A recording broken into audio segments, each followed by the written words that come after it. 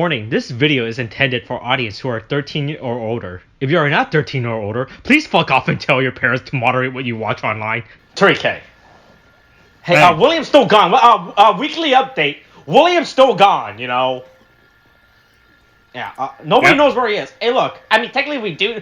Actually, we know where he is, but at the exact same time, we don't know where he is. We know he's in a really sad place with thin walls and lead piping, so... Yeah. Right? But hey, don't worry. Hey, look. I'm pretty sure we can find William within the last week, you know, before episode 50 airs this, right?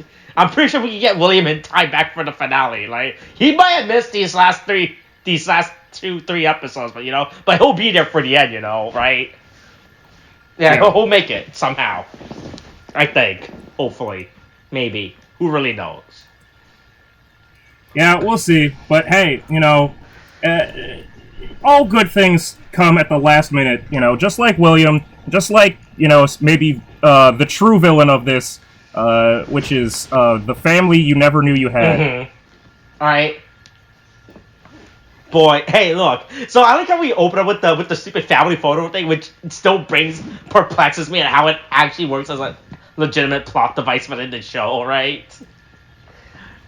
Yeah. Right. In fact, it still actually makes no sense for you, right? Because this is not a Back to the Future fucking 2 type of scenario. Yeah, we really. It's.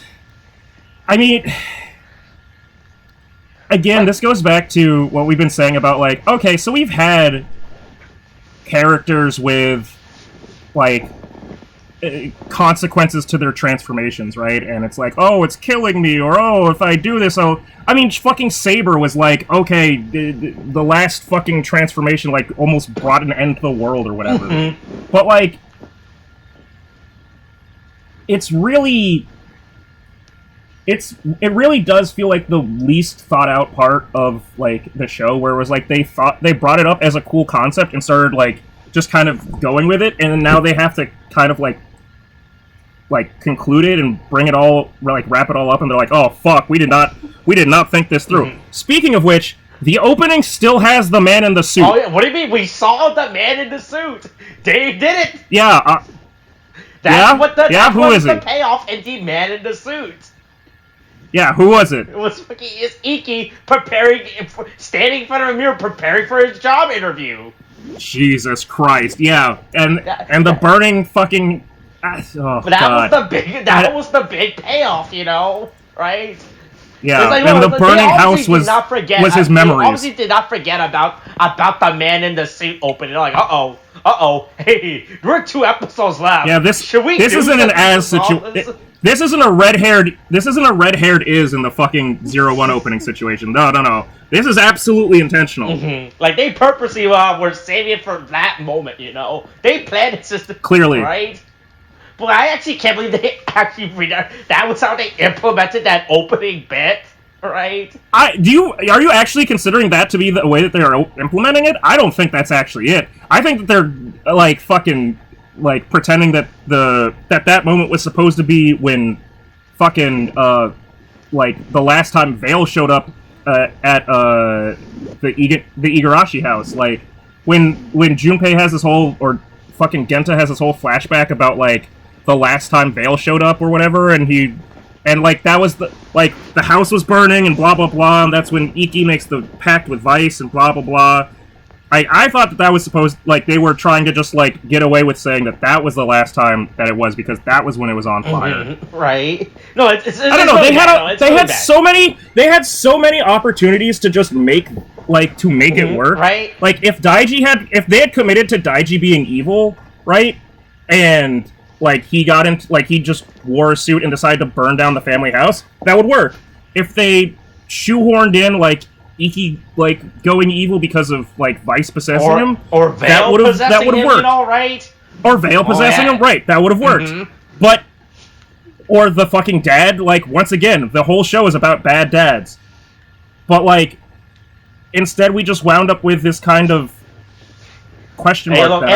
look, maybe Ikki in the suit is supposed to be a representation of the economy. You know how the economy's on fire with inflation. Maybe that's what it is, boy. right? Oh boy, they're into inflation porn. You mean? Yeah, that's right. Oh no. Right? Like, maybe it's also supposed to be like representing a person in the current economic state trying to look for a job. You know, right? Yeah. And that's what hiding the in fire a represents, terrible house. right? Yeah. Yeah. Look. Speaking of fire, welcome to Japan, where they want you to burn your intestines by drinking more. Mm-hmm. Right. Oh yeah, I heard about that news. How they want Japanese people to drink or something.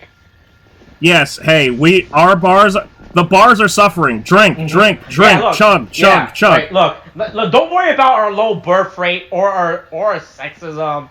We don't have to. Hey, look.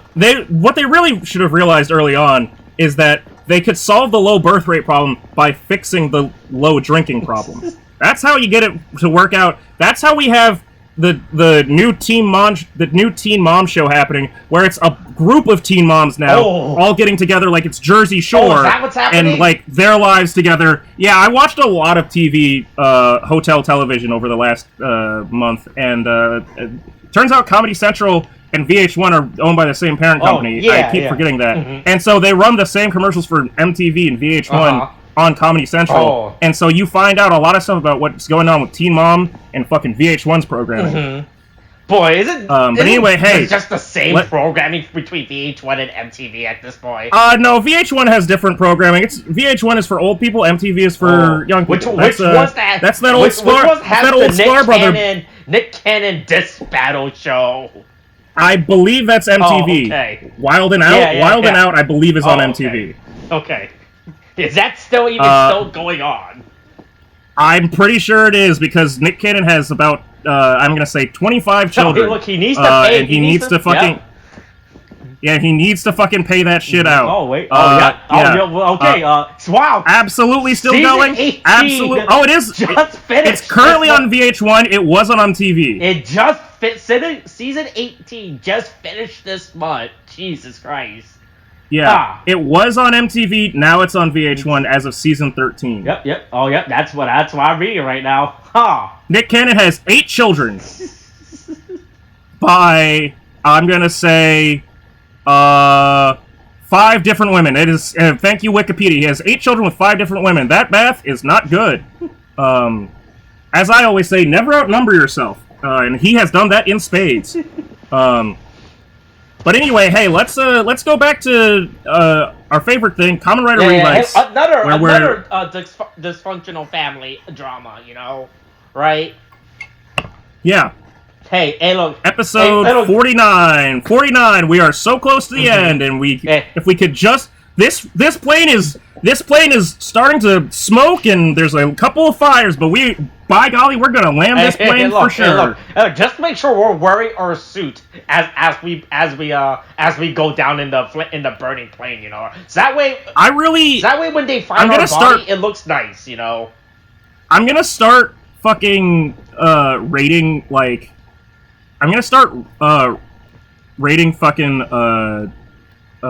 goddamn like seasons of Kamen Rider at this point, at least Reiwa era, right? By like airplane like metric of like at what point does the plane catch on fire, right? Like, does it catch on fire when you like touch the ground? Because at this point it's like we are approaching the airport and all of a sudden an engine went out, right? And like we thought that we could make it on this oil leak. Like the memory loss thing was just like an oil leak, and like we were like, okay, well, and then Juga just showed up and fucking like is the fucking Sully Sullenberger goose flying in, right? And just going like, okay, I mean that was unexpected, but we can still land it. It's okay. It's fine. And then it's like, oh, we have drastically underestimated how much oil we had. The gas is going out. All the measurements are beeping. Everything is flying. We didn't calculate for this thing, you know, right? Yeah, Denzel Washington isn't drunk enough to land this plane. We've got to figure this out. Saber was like, you were in the air, like you took off, and like 30 minutes in, you hit turbulence that like you smelled smoke, and you went, "Oh, this isn't good." Didn't you were on a stop, Spirit. You were on a Spirit Airlines flight. Fucking 01 got shot down by terrorists, right? 01, like someone on the plane sneezed and they had to turn around. That's what happened. Like, this is an entirely different thing. Of like, you know, we got real overambitious and just, oh boy, we got to the inevitable end that nobody really wanted to believe would be the end, where it's just like, Vice has to be the bad guy. I guess. That's right. Look, he's been playing it since the beginning. You know, right? Right. It's just been hinted since the beginning. It's all part of K-Cocker. That's it's right. always been. It's all part of Vice's master plan. You know, right? Yeah. He's been honestly the least believable part of this episode. So this episode is just Vice. Like it's okay. We've solved all the problems. Even the last arbitrary problem that popped up out of nowhere, and there was only a problem for 2 episodes. Fine, right? And probably could have finally been did it all. If Japan took mental health seriously and told that person to, hey, oh wait, I forgot, our doctor died, so we can't even tell you to go to the oh jeez, I didn't even think about that. The fact that she is permadead. Like, out of all the people to come back, but she fucking stays dead. Also, again, does Olteka show up in Battle Familia that I don't know about? What I read, the Olteka subplot is resolved in Battle Familia. So in that scene, when they show Olteka coming back, was pointless for us, the audience, or for those who watch the TV show. They literally brought back Olteka to say Olteka will return in Battle Familia. Jesus Christ. He was an actual post-credit scene. Except he was a pre-credit scene in an episode. And he was the starting. Jesus. Yeah, it's really bad. Yeah, from what I read. Okay. So I haven't all I'm saying is the basic premise and basic stuff. Yeah. All I'm saying is, fucking, we've dealt with all of the problems, even the movie problems. We've dealt with everything. And then they realized that they had 2 episodes left, and Iki still has fucking brain damage. And the answer was, okay, maybe we should actually try to, like, address this and, like, figure it out. And figure this out, you know. And then Iki's grand solution was, maybe I should just leave. I think it'd be better if I just left, because clearly I'm a stranger in my own family's house. It's very awkward for me. I mean, it may not be awkward for them, but to me it's like, because I'm living in a house full of strangers. Even though my family is trying their best to like reacquaint me and like actually talk to me and like help me remember things, I don't want to try. I'm going to just leave. Yeah.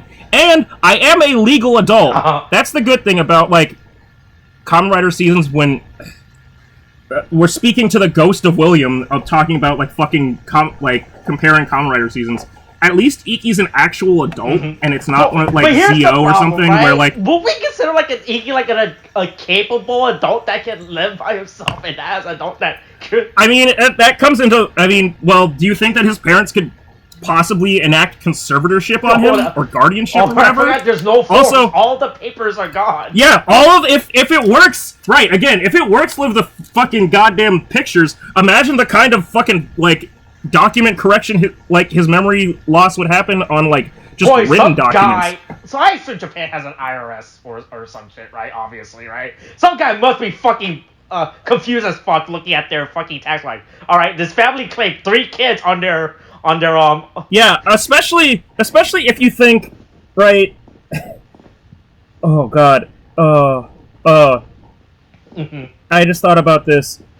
Okay, so there's the documentation aspect of it, but just on a practical level, for the effects, do you think that they had all of those photos? So, right, in production, right, to make the set pieces of the photos, which do you think is more likely?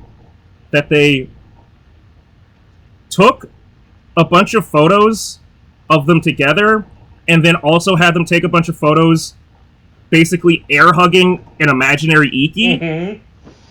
Or do you think that some poor intern's job was to Photoshop Iki out of every single fucking photo. I mean, when they showed the photos in the opening bit, you could clearly tell those were like new photos we haven't seen before, right? Right. So I assume what, like the Daiji's like, yeah, like the one where Daiji getting into Sakura Phoenix, or like at the park or some shit, right? You could clearly tell those were like that was a photo that they took after the plot. They established that, right? Right, because there's clearly some photos that we never seen before, right? But I'm pretty sure by that point they're like, because I don't think I think up until they started doing the whole fucking Iki disappearing from photo subplot, right? I don't think we ever got a good look at any family photo enough, right? So like they, oh yeah, we can just recreate this and no one can tell, you know, right? Yeah. I mean, I think from the first episode they were like, look at us, we're a happy family, blah blah blah blah. Yeah. I think there was at least one like photo at the beginning, like the one with them all in front of the spot. Mm-hmm, right, but like so yeah, but it's like I think like these photos like small enough to the point where I don't, unless you actually take the episode 1 photo and the I don't fucking remember when they started introducing the episode 17 photo, they put them side by side like, that's a good enough match, you know, right? For us just to recreate this. I'm just imagining the headache it is on a production level. Like, forget like the in-universe like confusion of just so sir, I don't know how to explain this, but a bunch of data keeps getting deleted for this one person, even though it doesn't make sense, because again, like Hiromi and George remember him, so in theory, right, is this deleting all of George's data on Iki, right?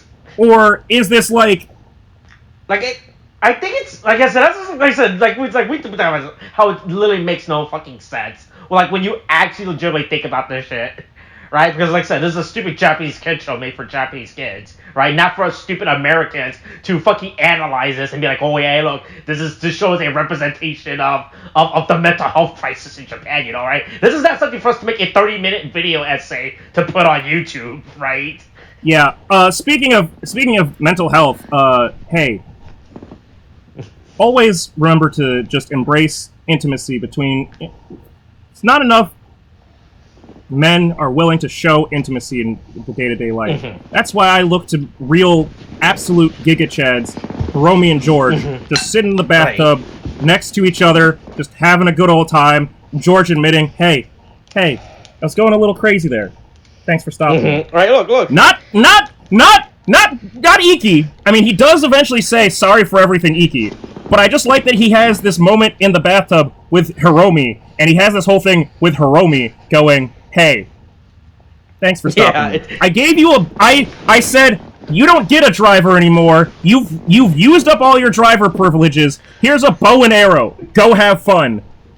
And then I went batshit crazy and made my own new driver that, according to George, right, has no demon use whatsoever. So in theory, right, I feel like Hiromi would be the perfect candidate to be able to use the Chimera driver, but no. George is like, nope, Juga driver just for me, right. All me, just me. Mm-hmm. That's right. I made it for myself, you know, right? Yeah, this is my original OC. Don't steal. Right. But anyway, yeah, just two bros hanging out, splish splashing in the pool.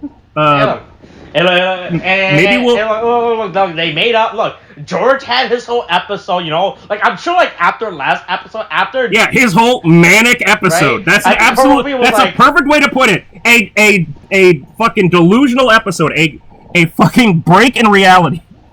You think after like George had his own bit, Hiromi did that adult thing where you had to try like, hey, you feeling better now, kiddo? Wanna go get some ice cream?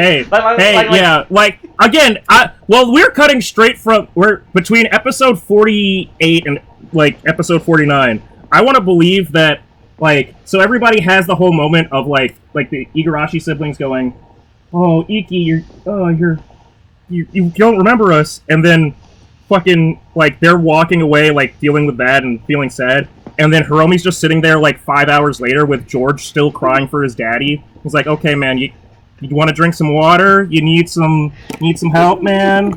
You need a sip, you need a blankie? Like, you okay? It's getting dark, you know. It's about to get cold, you know, right? The funny thing is, in my personal experience, I've only had to deal with that when people get belligerently drunk, and not when they go on a fucking rampage with a goddamn, like, military weapon and fucking decide to start punching all of their friends just to prove a point to their dead dad. Right. God, George and Hiromi honestly are such a fucking. Look, I'm glad that there's gonna be this spin-off between Aguilera and Sakura because I think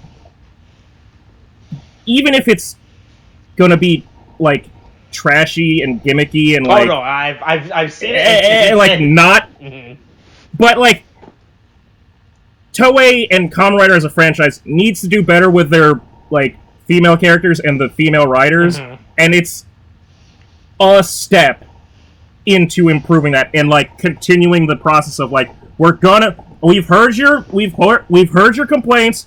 We'll keep having female writers. We might still keep fucking it up, but we're gonna try and fuck it up less, or at least try and keep including the fucked up ones so they get more time to develop. Yeah. Not in a creepy way. Not in a creepy way. Like with Sakura, who's in high school, we're not talking about development like that. We're not weirdos. Promise you. We promise we're not talking about development like that. We just mean in character. We're not focusing on their bodies. We promise. Anyway, yeah, they totally are two bros 6 inches apart because they're not gay. But, yeah, look. They're good work buddies now, right? You know? Yeah. They're just roommates, guys. They're just roommates. Speaking of roommates, Iki decides, fuck this family stuff. I don't even know who these people are. I'm gonna move in. Me and my best friend are going to live together. We're just roommates. We're just roommates. We're going to live in this I'm really government-sponsored dorm. I'm really glad whoever I'm renting this accepted a guy that who definitely has no money, you know. Right? I'm assuming Iki has like actually. I mean, he might have like some of his own personally, but I assume he probably does not actually have like real money saved up. Well, okay. So first of all, so they said they're Phoenix. They're also. They say that Phoenix owned them, like past tense. I'm assuming that Phoenix is fucking defunct now, right? Like there's no established functional force at this point for. Like, the Weekend is gone, right? Right? Phoenix burned down in a fucking blaze of hot glory, like, into the river, or the Tokyo Bay. So, do you think all of these assets just fall to, like, Hiromi or George? All the Phoenix assets are now. You haven't reported this to the higher ups, like. I'm pretty sure. I don't think you have to report it when one person builds an entire fucking like mini city within a city as a sanctuary for genocide, and like the entire helicarrier bursts into flames and falls down into the ground twice. Like, if there was an issue of higher ups, don't you think that Akashi or Akaishi would have dealt with that the first time that the helicarrier crashed? It's like who's in the, like that? Like I sort of like decided to like because they're a sector of the Japanese. And I just was like, boy, hey, who's in charge of Phoenix now? And they're like, I don't know who, but they're sending us a report every weekend, so you know. But like between fucking between Phoenix and Weekend, right? There's two essentially paramilitary groups that are A, leaderless, and B, kind of like broken apart. We know that as Juga, George like beat the shit out of a bunch of the fucking like demon trooper riders. I'm assuming that he also destroyed their belts or something. Right. But we don't know that that's all of them. I just feel like there's like a whole bunch of military assets that I guess are either Hikaru got by fucking like inheritance. Oh boy, or I guess from his fake family. Or you think what they did was they just sold everything to like those military surplus store, right? Well, seeing as fucking Hiromi and Hikaru had to be packing up boxes themselves, I'm gonna assume that it was fucking like they just had to fucking figure out what they inherited it, and they're just like, well, we gotta clean all this shit up like ourselves and fucking pick all this stuff up, and then George just has all of his fucking facility stuff. I'm assuming that these are like still government owned now or something, or maybe they just like Phoenix paid off the bank for them, like they owned them literally. It still seems like they would be reclaimed by somebody, but there's so many fucking questions with that. Right. Again, we're really the plane is starting to smoke a lot at this point. Don't question. But yeah, don't question. You know, right? But yeah, hey, yeah, don't question it. Iki gets to live in a house. It's not like it might be rent free, but if you want to get fucking food and water and pay your utilities, you're gonna have to get a job. So Iki decides to go out on a job. Look, Phoenix is already spending all of its on this fucking like this apartment, you know, right? Look, you still have to put in your work for this place, you know, right? I have to say, as someone that lives in a household with a partner, I think that the way that Iki and Vice live is pretty much par for the course of being in a relationship with someone and going shopping, especially for like necessities. Because there's one person that's like, I have a list where I know exactly what we're buying these foods, and another one says, I want to go down the toy aisle and I want to buy the inflatable Hello Kitty thing, or the big or the giant stuffed animal, or whatever, or the bouncy balls, and you go, please no, we only have so much money. Or you go, fine, we have some money right now, go do whatever the fuck you want, I'll come back to pick you up later once I've gotten all the food. I won't say which one I am in that instance, but I'll say this, my girlfriend sure does like Hello Kitty. Yeah, but here's the thing. You also like Gunpla as well, you know, right? Yeah, but they don't sell Gunpla. If they sold Gunpla at Giant, this is why I don't shop at Target. This is the thing, though. I do this strategically. If I shopped at Target for groceries, then I'd be lost, right? Then I'd be lost, because they sell Gunpla, they sell video games, they sell a bunch of other shit. Then I'd really get lost. But that's why I keep it to Giant, where the only thing I can buy there are vegetables and pasta. Oh, okay. Then it's okay. But anyway, fucking Vice has apparently learned how to make fucking gyoza and curry, I guess. I guess he learned that from Once again, all demons know how to only make spicy food, which, honestly, yo, I'd live with Vice. That sounds like an ideal fucking Vice roommate to me. knows how to cook and everything, so that's pretty good, you know, right? Yeah. It might be spicy, you know. Look, Vice might be a spice guy, you know, right? He's like, hey, look. Yeah, he might be a little spice rat, but I'm okay with it. Right? Look, it's clearly such that all the fucking Gifu demons are a big fan of spice, apparently, right? Look, hey, spice is life, you know? Right? And then we come to my that's probably favorite because scene they're of all... the day, of the episode. Yeah. When Iki wakes up. Right, I was really confused when they started with the mirror. I was like, what the fuck's this mirror? And then they fucking show Iki came into the suit, right? And I'm like, is this it?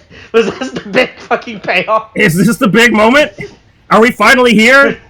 That's like, it's clearly like the same cases of Az in 01, right? We're like, ooh.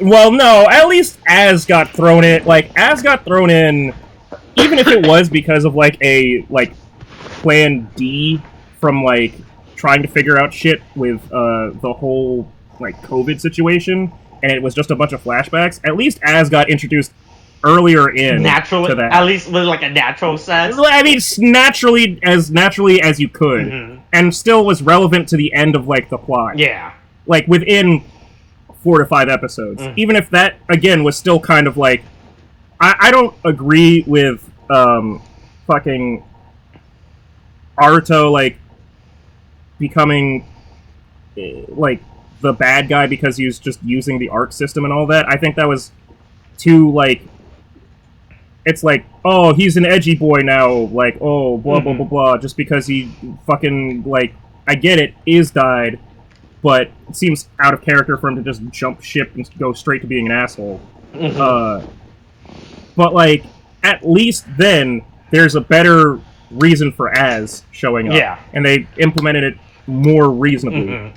This is like, at this point, the only thing I can think of is if this is actually supposed to be the suit moment, they're just trolling. Yeah, no. They're just going, They're like, we forgot about it, you know? We gotta do something. Hey, you guys wanted this suit? Here it is. There you go. It's Iki in his suit. You happy, you fuckers? Hey, look, we didn't lie to you, you know? Look. We would never lie to you. Look, we never said you're the one that made up all these wild theories about the suit, not us. You're the one that created a scenario for yourself. We never said what was going to be in this. This suit could have meant anything, you know, right? Yeah. This is on you. This is on your. Speaking, and speaking of, this is on you. Iki loses memories of his family. That's part of the contract. Oh, wait. Iki decides to say that Vice is the closest thing he has to family still. Oh, yeah. That's probably the most sensible thing that is, like, comes from this whole, like, memory loss thing. Is that it actually is reasonable that Vice would... out of all the character development, Vice's character development is actually the most reasonable. Because... he goes through the whole thing of, like, being demonic, like, oh, I should act more wild, or maybe I'm hungry, or right? Contracts and shit. Being just a meme lord, right? And then he realizes that his actions have consequences, right? And he tries to take responsibility for them. And he tries to be, like, considerate of Iki stuff. Even, like, with the whole Juga situation, trying to be like, I'll be the only one to transform. Then you won't lose your memories anymore. And, like, it still keeps happening. And then, once it, like, breaks down, like, once he breaks it down with, like, George and Hiromi, he's like, yeah, it seems like if he's lost all of his memories, the contract should be broken, so you shouldn't be bound to each other anymore, which would give him back his memories. As cyclical as that logic is, whatever, it works for the, like, in-universe. And no one stops to think, what if he has other family? And... once Vice, like, hears Iki call him family, he goes, oh, shit. Fuck. I'm the last piece. Fuck. Uh-oh. I'm the problem. It turns out I was the problem all along. Like, not I'm choosing to be the bad guy, just, oh, wait. The overall problem was my contract with him, and now it's gotten to the point where it's my relationship with him. I'm toxic. I'm a bad person. Oh. And in, like, weird breakup logic, Vice decides to go, I'll just be so bad that he has to break up with me. I'm gonna be the bad guy. This plan will work, you know. Right? Look, I'm predicting this is based on my... as long as I do these specific scenarios, you know, right? This is how so long as I talk to everybody else beforehand and tell them, hey, I'm gonna be a bad guy, and I'm going to, like, do all of these things, I need you all to act like it's true, so that Iki can... oh, God. So that Iki can hate me, or whatever, and fight me seriously. I'm not saying that Vice, like, the better solution is Vice fucking, like... goes into the, like, swims into the ocean and never comes back, right? But, like, his whole solution is this big convoluted plan that requires everybody that they know playing along with it, and presumably, if his goal is to have Iki kill him, afterwards, they either have to live with the lie for the rest of their lives, or they have to tell Iki, hey, yeah, you just killed Vice, it might have, like, he might have been lying to you about the whole thing. Everybody's okay. It's all fine. Look. Don't worry about it. Look, it was all a big prank, you know, right? Yeah. It was a social experiment to see if you could get your memories back. Look, it works. It's, you know, right? Or maybe his plan is, if the contract really does end, Iki will lose his memories of Vice, and he won't even remember that the fight happened? Sure. I don't know. Again, there's a whole bunch of paradoxes with fucking, like, the Vice contract. With this Vice plan, yeah, right? Right, like, because we still, right, because it's like, hey, look, that's the thing about these contracts, you know, hey, if you're gonna sign an agreement, a legal, make sure your lawyer is present and you actually read through this contract, you know, right? Because none of us, because the rules, like, that's everything about, like, how the rules of this fucking memory loss makes no absolute sense within the show, right? Like, they're just like, it does this now, right? Maybe they should have got the family lawyer. I'm gonna assume Boo-san's a lawyer or something, you know? Right? I feel like he's the lawyer. Well, what other person would officiate a marriage between fucking Genta and I forget the mom's name. Yukimi. Who else would have officiated a marriage between Yukimi and, like, again, brain damaged, memory lost Genta? Like, that's no respectable, reputable lawyer or officiant would fucking sign off on that. Wait. You're saying you're marrying this guy who has no memory of his life before meeting you? Right? Well, especially because when he woke up the second time, right? Imagine that she needs to get the paperwork filed, right? And she goes, hey, I need to get this paperwork filed for us to be married.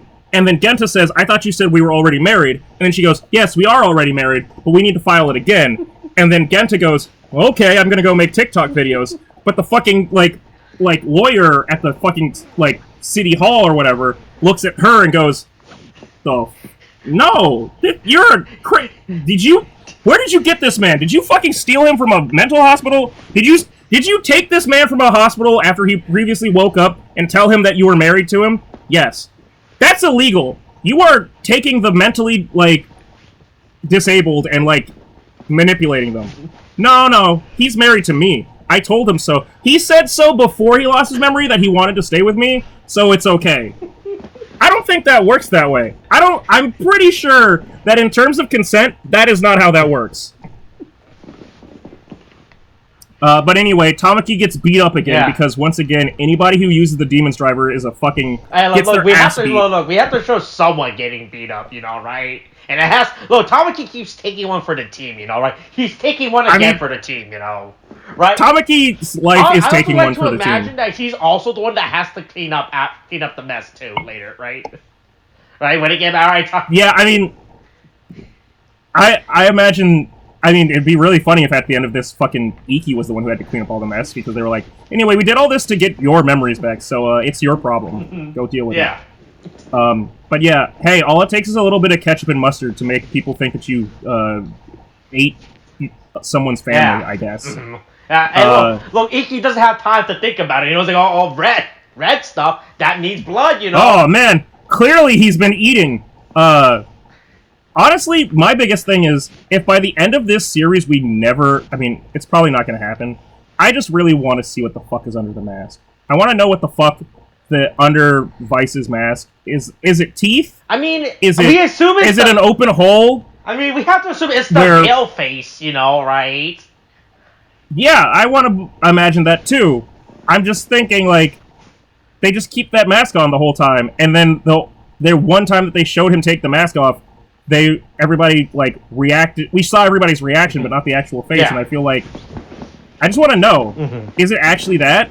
Is it the same thing? Is it the same mold, or did they do something different? Like, come on, show me. Show me the mouth. Let me see the... Hey, what's under that mask? Hey, what's on there? Yeah, hey, look, you don't need your masks, you know? You don't need the masks anymore. Yeah, hey.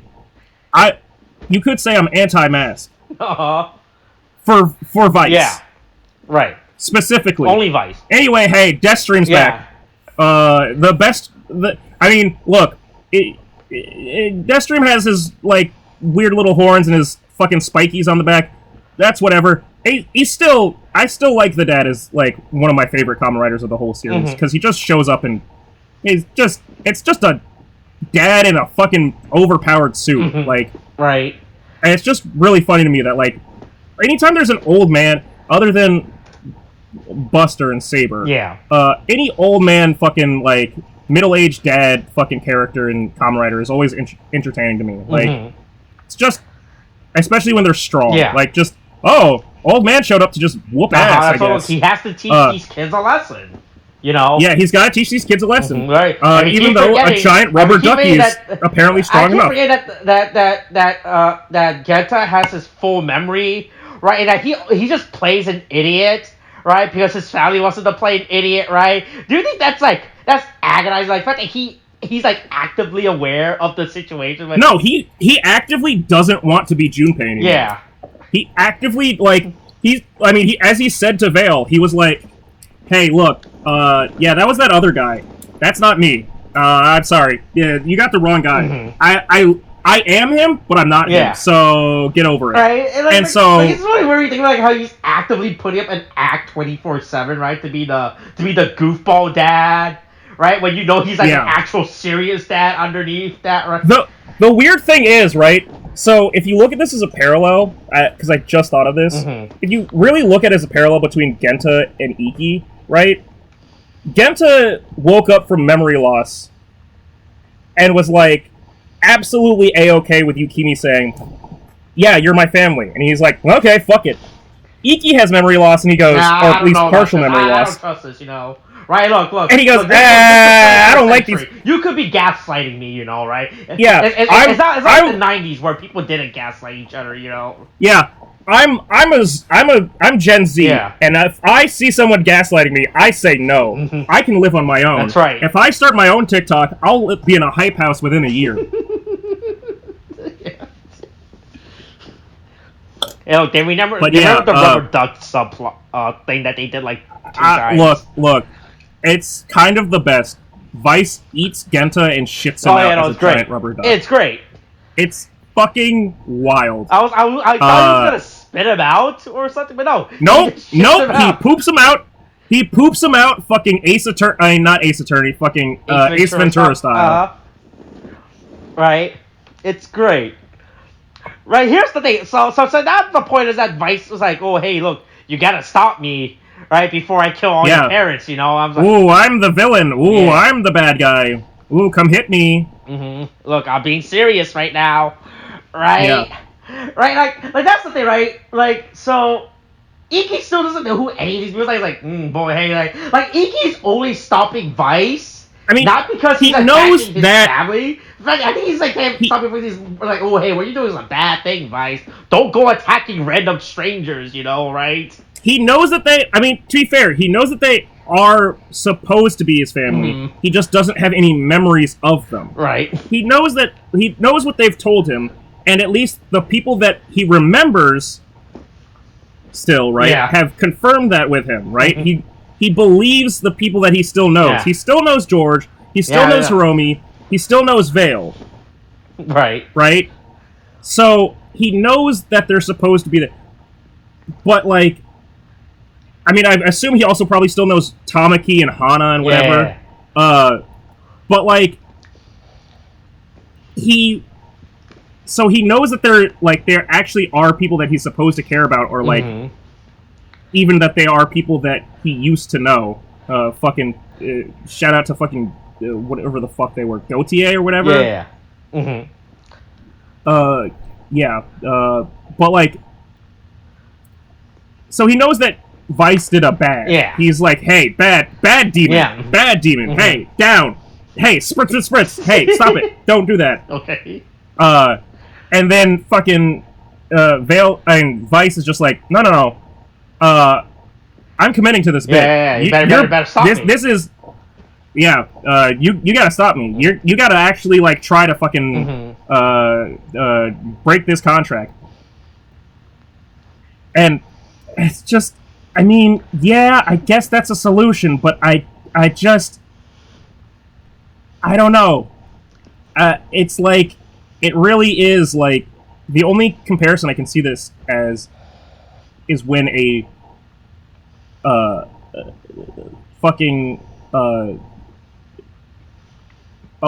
people are in a bad relationship and they just go like, well, I can't break up with them. Like, this is a genuine thing that people do in relationships, and it's fucked up.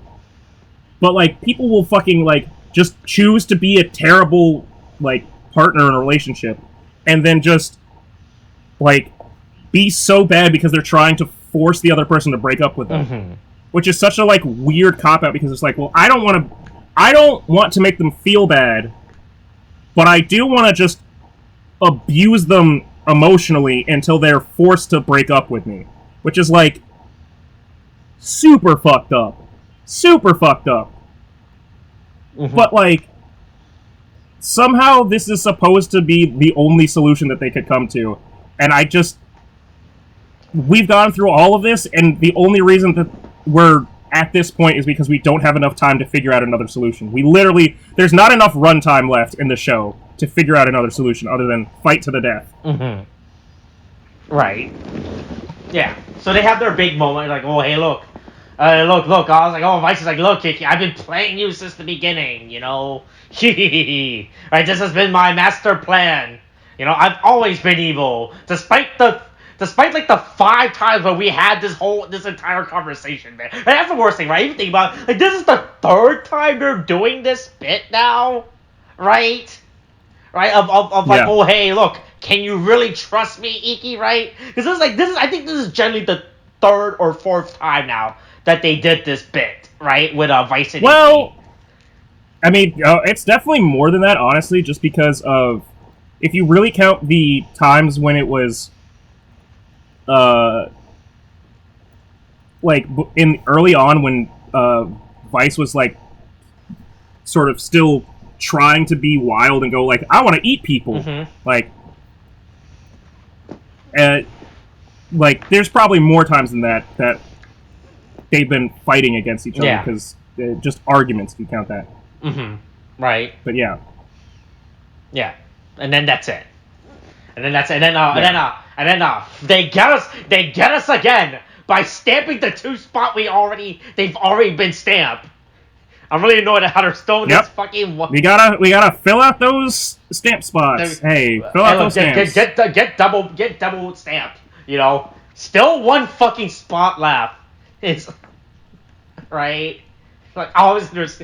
God, I mean, like I said, I really know how there's still 1 spot left at this point, you know, right? And they're definitely saved for the last episode. But hey... Okay, so my theory at this point is that the fucking, like, last stamp is that fucking stupid gray, clear, whatever stamp that George had at the end. Like, George's dad used to, like, transfer demons or whatever. Like, transfer his demon into George. Like, I think that's the only reasonable, like, last stamp that could fill in the spot. Oh, it could be the family stamp, you know, like, oh wait, right? Because I assume they have a family stamp, you know, like. Well, technically, we do know about a family rider, right? So maybe is there a Vice stamp for? I don't know if there's a Vice stamp for that form, for Kamen Rider Igarashi, right? Right. Is that, like, is that gonna be the, like, last stamp? Is that what that's supposed to be? I don't know. But, hey, what I do know is I have 2 memes at this point. One is relatively more appropriate than the other. Let's see. Hold on. Just gonna make sure that it's downloaded. Okay, hold on. There we go. Go in there. Grab that. Okay, Google Workspace loading. Okay, hold on. Okay. All right, hurry up. Beep. All right, come on. There we go. Oh, there we go. Internet's being slow. Okay. Like always. It's working. Yeah, hey, but at least it's working. At least it's working. Yep. Beep. Okay, boop, and there we go. There we go. Boop, Okay, bop. and yep. Oh, is it uploading? Is it doing the uploading? Download 1. Okay. It's that one. That's 1. And then here's so yeah, here's upload and choose that, and then okay, Discord, stop being slow. Oh shit! I hit it twice. Confusing. Okay. Oops. Okay. There we go. Okay. Here's 1. Here's one version of meme. Same format. Oh, okay. Oh, there we go. Right. Okay. And then here's the other one, and whichever one is less likely to get burned on the the forums, hey, the better. But yeah. All right. Hey, look, stay tuned next week for the last episode, of Revice. Right? Not counting Where we force William to come back. That's right. Not counting all the fucking the spin-off episodes and shit we still have to do. Like this last episode of the television series, because there's still a bunch of spin-offs. The last episode of the television series, and not the last episode of Dear Gaga, or with any luck, if it's fucking like 01, some 4-part goddamn series about the villains. Hey, look. People like 01, they kept. I mean, yeah, 01 was okay. 01 was good. It's allowed to be good and have more things. 01 got robbed. Just, oh boy. We live in a society. Oh, okay, is that how we're ending it? Alright. Yep, we live in a society. Alright, that's this week's episode. Hey, that was episode 49. At the end of the battle, only the demons remain.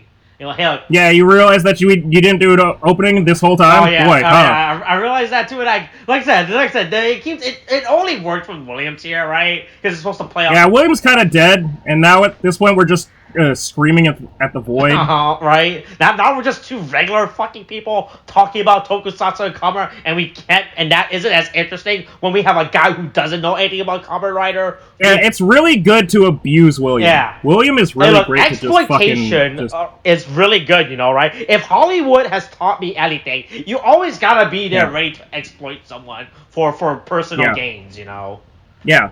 I mean, that's what's happening with William and his terrible life. Being exploited. All right. That's this week's episode. Coronavirus is something. Wash hands, wear a mask, get your shots. The boost is a thing now. Okay, thanks, bye.